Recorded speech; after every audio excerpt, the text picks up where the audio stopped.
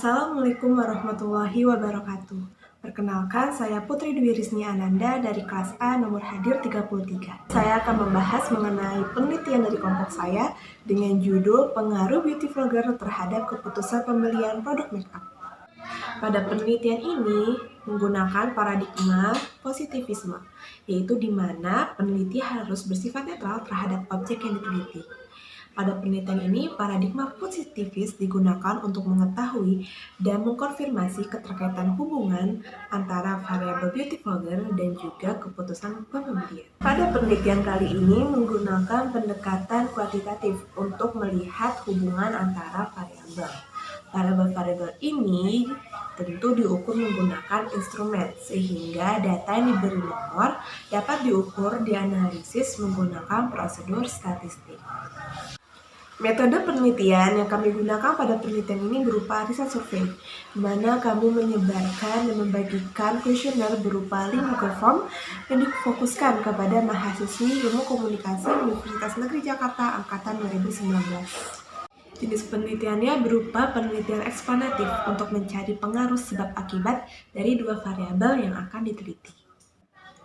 Populasi dari mahasiswi IKOM Universitas Negeri Jakarta Angkatan 2019 berjumlah 57 orang.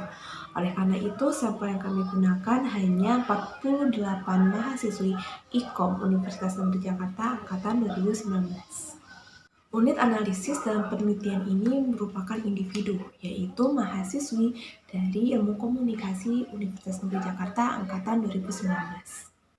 Ukuran sampel pada penelitian ini menggunakan rumus Rovin dan juga skala Likert. Pada penelitian ini, metode pengumpulan datanya berupa data primer yang kami dapatkan dari hasil kuesioner. Dalam metode pengukuran data, yang pertama ada uji validitas. Dalam pengujian validitas, penelitian ini menggunakan uji Kaiser-Meyer-Olkin. Uji validitas dengan menggunakan KMO dapat dikatakan valid apabila memenuhi syarat. Yang pertama, nilai KMO lebih besar dari 0,5 dan nilai signifikan lebih kecil dari 0,5. Dalam penelitian ini, hasil dari uji validitas terhadap variabel X dan variabel Y bisa dilihat pada gambar di samping bahwa kedua variabel tersebut dikatakan valid karena hasil dari KMO-nya lebih besar dari 0,5 dan nilai signifikannya lebih kecil dari 0,5. Lalu yang kedua ada uji reliabilitas, di mana dalam pengujian reliabilitas dilakukan dengan menganalisis nilai Cronbach alpha dalam data statistik. Instrumen penelitian dapat dikatakan reliable dengan syarat nilai Cronbach alpha lebih besar dari 0,6.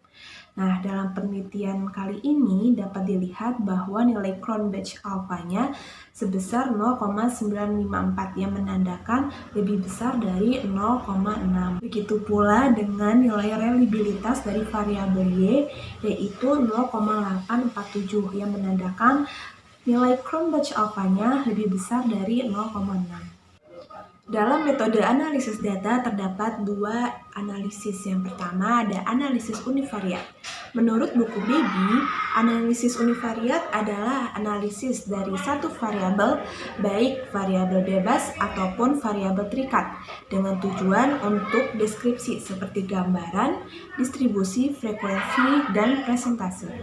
Lalu yang kedua ada analisis bivariat, di mana menurut buku Baby, analisis ini merupakan analisis dari dua variabel secara bersamaan yang bertujuan untuk menentukan hubungan empiris di antara dua variabel tersebut.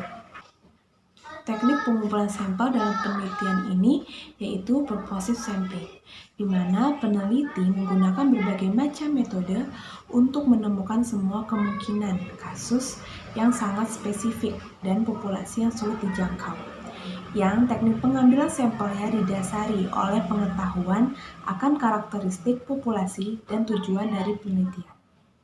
Keterbatasan pada penelitian ini yang pertama karena kami hanya memfokuskan kepada media sosial YouTube, yang kedua jumlah responden yang terhitung sedikit, dan yang ketiga adanya perbedaan pemahaman, pemikiran, dan juga kejujuran dalam pengambilan data yang terkadang tidak menunjukkan pendapat responden yang sesungguhnya. Lalu, kelemahan dalam penelitian ini. Yang pertama, sulitnya mencari teori karena cakupan materi yang begitu luas. Lalu, definisi para ahli mengenai jumlah dimensi variabel dan keputusan pembelian yang berbeda-beda.